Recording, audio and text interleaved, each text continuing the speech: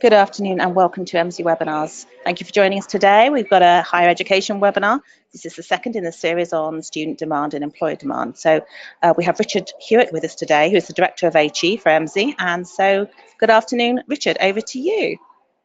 Thanks, Debbie, and good to see everyone today. Some who joined us on the first webinar last month and some people who are new, so welcome to all of you.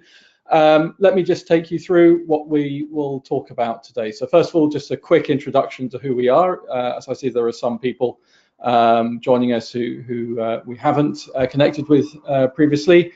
We'll recap what we talked about last month, which is the problem in terms of student demand versus employer demand. And the first step that we talked about in the 3 steps to engaging students through LMI. So we'll just do a quick recap of that. And then what we'll do is focus on the second and the third steps in terms of gathering employment data and then communicating that.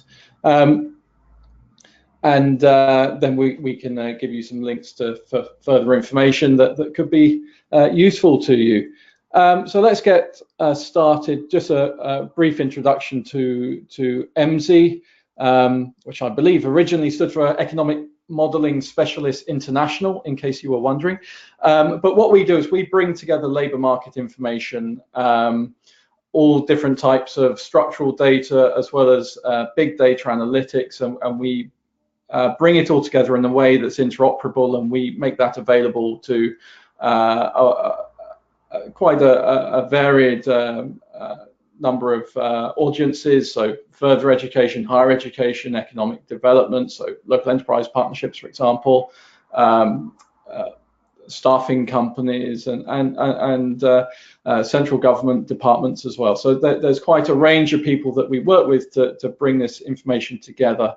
And certainly within HE, we're working with market insight people, we're working with careers, we're working with student recruitment, with innovation and enterprise. There's quite a range of different audiences for the labour market information that we have. Obviously today we're focusing really on bridging that gap between student demand and employer demand, and so it's really probably most thinking about how recruiters and marketers within HE can use this data effectively. The problem, just to define it first of all, is that student demand and employer demand are not the same thing. Just because employers are seeking people with a certain skill set or certain qualification doesn't necessarily mean that students or potential students or school leavers want to do that qualification. There is a communication gap. There are differences in understanding of aspirations. And certainly historically, when universities have been creating a business case for a program, the focus has been on student demand. Will people want to come and study this? Not will people employ our graduates? Universities depend on undergraduate numbers. I think we're all well aware of that for each institution. And why should universities go out with a careers-led message if maybe school students don't know what they want to do anyway? Maybe the networks that are informing them don't really know what's out there, or their information isn't necessarily particularly up to date, or it's let's say not relevant to a particular area. Maybe they've got a good idea of nationally, but maybe they don't know what's happening in their local region.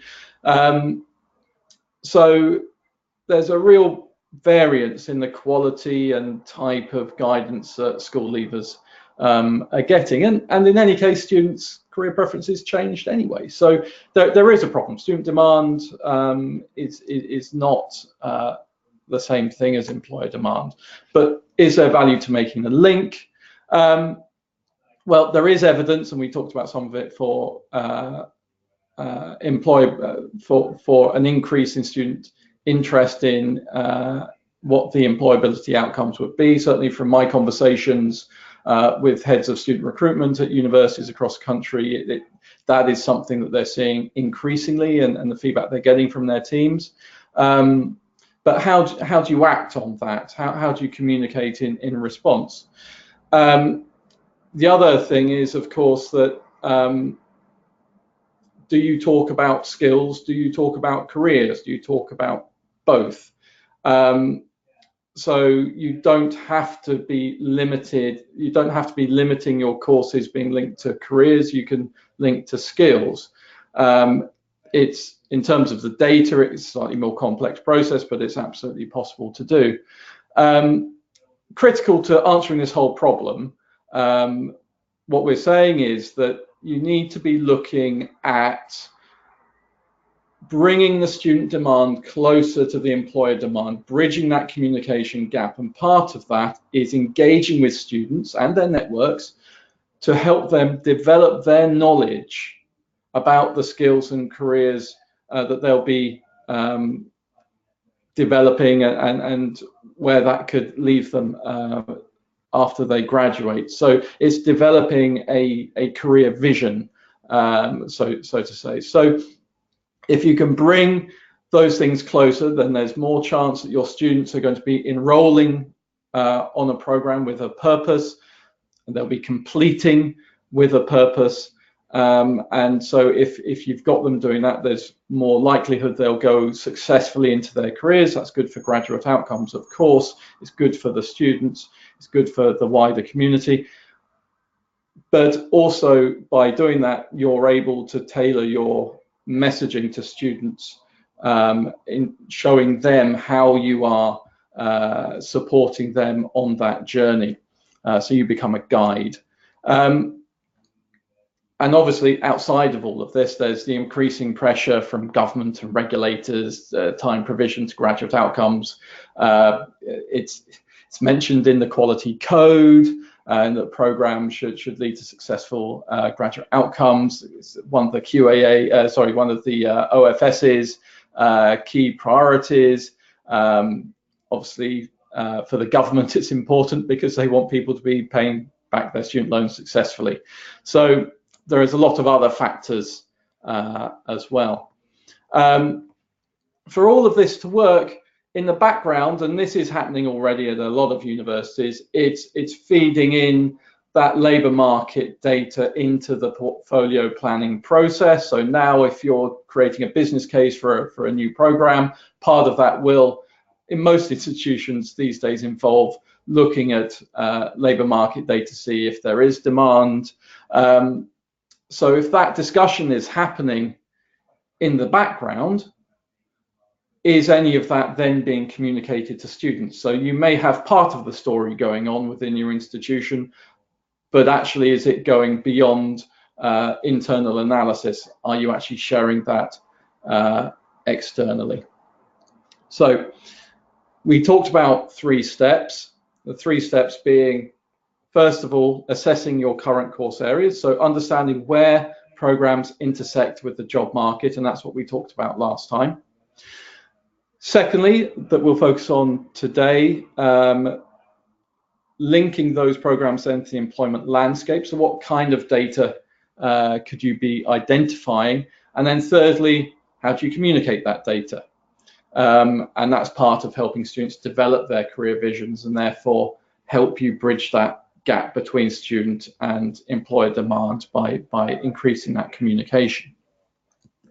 So we talked about with the first first webinar, we talked about how you can map JACs, HEls codes to SOCs, or you can map them to skills, and that gives you a framework for linking your programs to employment data. So if you're mapping them to skills, then those can map up into SOCs. That is where the added complexity comes. The other thing to bear in mind when you're doing this is that you are not going to necessarily communicate to the students, if you do this program, you will be studying these occupations, you will be employed in these occupations. The way you communicate can be, it is likely that you could be, or you may want to, or many students who do this go on to do these. So there are different ways you can communicate that, and there's a clear link in terms of relevance.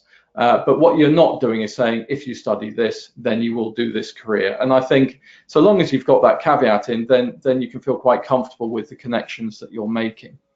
And that's particularly important for your arts courses, for example. So moving to the second step in this process, we have then our basket of occupations or skills, which we then move up a level to occupations, and we map those against your regional or national data, or indeed both. So the majority of students stay in the region where they study once they graduate, and that's where they work. But your positioning as a university may wish to be national, so you may prefer to look at both sets of data. You may get different results for those. Well, one of the things about using local data is you find that the local picture tends to be very, very different from the overall national picture. So it is a decision you'll need to make and decide which one you're mapping to. But at this point, you're collating the data, so you can be looking at both and seeing what it tells you. So you're looking at trends in job openings, graduate earnings data, the skills which are being demanded by employers who are posting for open jobs currently, and who are those employers. So that's a type of information you can pull forward. So some examples of this data, you can project, depending where you're getting your data from, but certainly for us, we can project forward at the moment to 2027. So we could be looking in the area of health data science, how many jobs there will be in the Southwest and in different parts of the Southwest. So we can break that down. So that's a type of data you can pull together. It may not be how you communicate it necessarily, but you're bringing that data together. So another example, these are trends in job openings.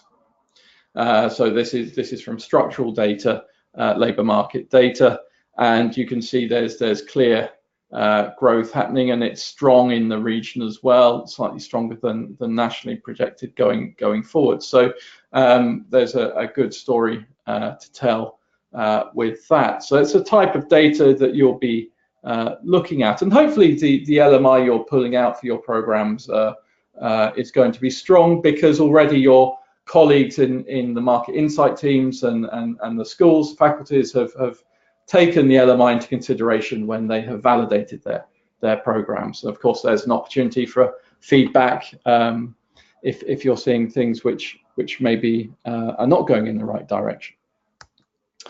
Earnings data, very useful. And of course, if you're looking at graduate earnings and looking at the 75th or 90th percentiles is useful, but you can pull out that type of data. And then you look at this, you see, well, okay, I can see the basket of occupations, I can see the education level, and I can see the wages in these different forms. Is that necessarily how you'd communicate it to the students and to school leavers?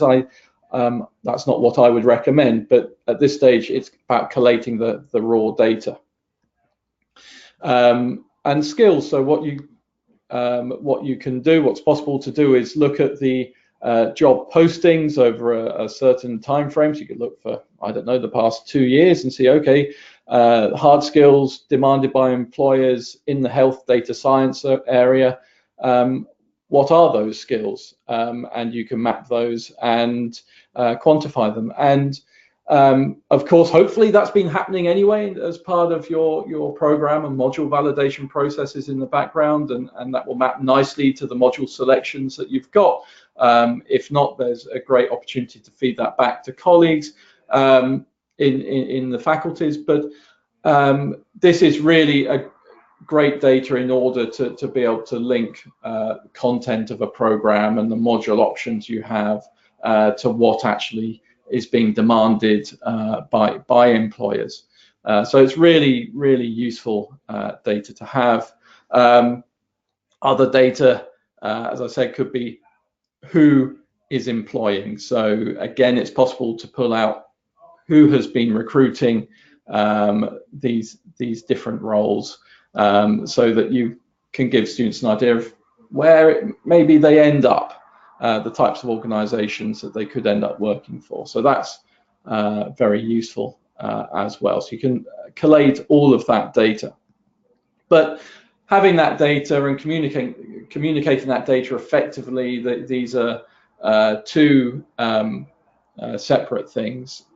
So how do you communicate? And now I'm not going to spend a lot of time on each of these, because the first one will be very obvious to you, in that how you engage with students online directly via partners. But that is about the engagement. But then how you're enabling the students to translate what they like and their interests and ambitions into a career vision. Is your university currently an enabler? Are you part of that journey, that conversation? Following from that, informing the students, so around the context, around the careers and the return on their investment, which is increasingly important to them as they look at the personal investment they may be making, although it's in terms of debt. And then guiding the students, and that is part of the difference here maybe than with what a career service would typically do, in that you are linking all of this contextual data enrichment to your programs. So you are guiding the students on their journey. So we'll just look at each one of those in a bit more detail with some examples. So first, engaging the students, and you do this through your website, through social media, through open days, through your partner institutions, be they FE colleges, alternative providers, international partner institutions. So all of those places where you've got various progression agreements, articulation agreements, and so on. It happens via school visits by your recruitment teams and perhaps some faculty. And of course, agents that you work with, primarily in the international sphere, but of course agents do operate domestically as well. So these are the forums where all this communication is happening. So it's worth bearing in mind then, when we look at the next steps, as to where you can, in which of these channels will you be communicating, and how will you be communicating within those channels. So the next step was thinking about enabling the students to translate their interest, their personality into something that will lead to a career vision, to move from I have no idea to you know, I've got some idea, and I want to inform myself around that. And of course, the generation now that have grown up with data at their fingertips, this is something almost that they're going to just expect. But first of all, they've got to have this idea of what it is they may want to do, and ways this may happen already. It could happen at their school's career service and careers advice. Obviously, there are students who leave at level 3 and earlier to go into work. So many schools have services that advise on careers, and perhaps they also advise in the sixth forms on post-graduation careers. That's entirely possible. Teachers may be advising as to what could be done once someone, when they're making their applications for university and doing their personal statements, and there's a role that teachers play in that. Perhaps your institution makes visits to schools, and it's maybe what you're doing is talk about how wonderful your campus is and all the extracurricular activities, but perhaps you'll be sending faculty members out to talk about your programs and about what happens once people graduate. Maybe you have alumni out on the road visiting with you. So I know all of these things happen at different institutions. But what's happening on your online presence? Because that's always there. That's something that students and indeed their parents, if they realise their kid has an interest in an institution, that's somewhere that they're always going to be looking. That's an anchor. So one thing that you can do is have on your website an assessment, a personality assessment, and this is an example of our one, but you can take people through a questionnaire that determines, not based on their prior education or work experience, but just based on their personality, what they would like to do, and that can develop then into giving some assessment as to what occupations are going to be most suitable, and so it's matching personality to occupations. And so actually in this screenshot here at the bottom right, you could see that the assessment's been taken, and you can see a list of occupations: education and training, health, public services and care, and you can see how close a match there is based on the assessment answers to those occupations. So what you're doing is enabling that development of a career vision, and you're showing where it might lead to. And then it's possible for the user then to dig down into those different occupations and understand more about, okay, so I'm suited to doing this, let's find out more about it. So what do you tell them then? They want to find out more. So what can you inform them with?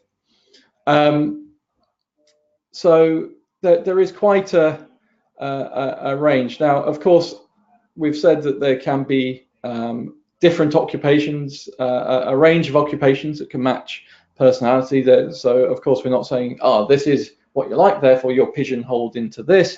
So they'll be given various different options in this example, and each one can be explored. And so some of the data that you see straight off is the median salary, the top entry level of education, and where people are on that typically. But you can also develop more information to really enrich this, because what tends to happen, and where you would usually find this information, is on the careers service site of a university website. That's where you'd find this type of information. What we're trying to do is move beyond that, and so we're enriching the generic information about tasks and so forth with, so yes, you can have your daily task that you can have for a particular occupation, but then how do we enrich that with real live and pertinent LMI?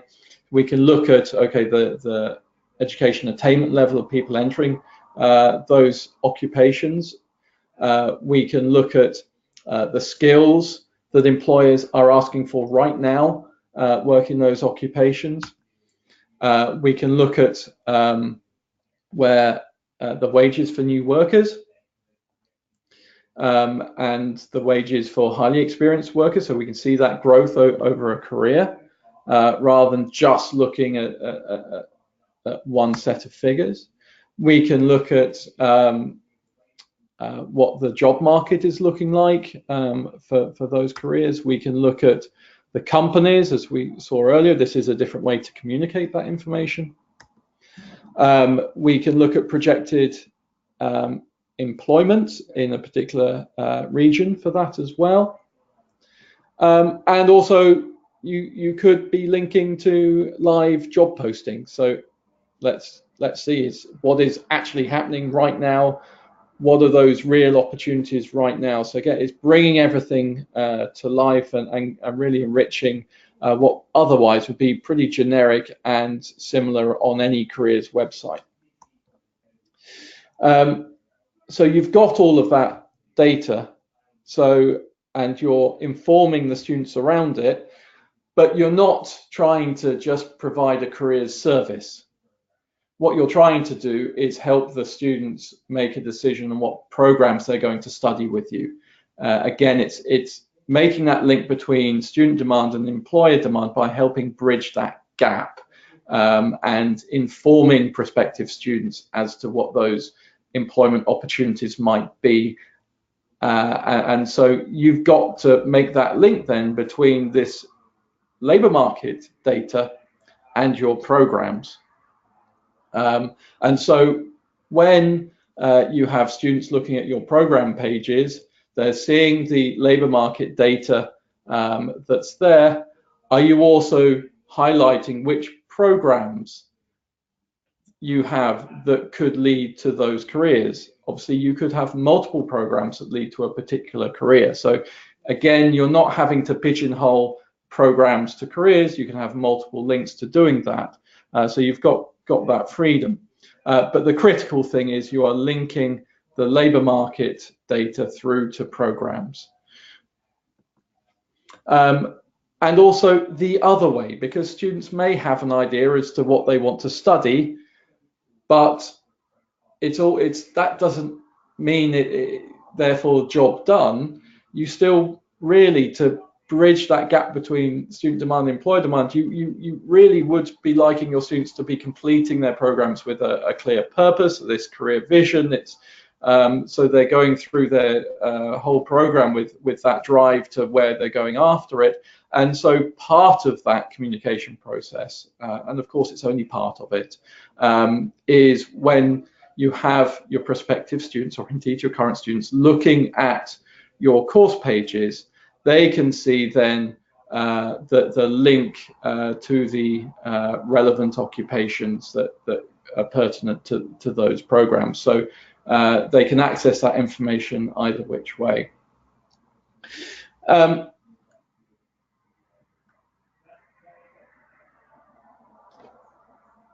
So we've talked about really how you can be enriching your course pages with labour market data. There are, of course, more things that you can be doing with all of this data. Careers, employment data, they're common languages. So schools, parents, regulators, data is relevant to all of them. It's a common language. So using that to streamline your careers-led messaging and your brand messaging, that could be a very useful tool. By linking your course pages to careers, it does incentivize your academics to at least keep employability high in their considerations, even if it may not be their main driver. And it certainly helps in let's say, ensuring that the validation process remains robust around ensuring that there are at least solid and robust potential graduate outcomes for the students that you're recruiting in. Of course, there's other interesting stuff that you could be doing that may be interesting for the wider institution. I mean, we can do something where you can take HESA data on completions and can map that to the job opening. So you can do a gap analysis. You can see to what extent your program portfolio is meeting demand in your region.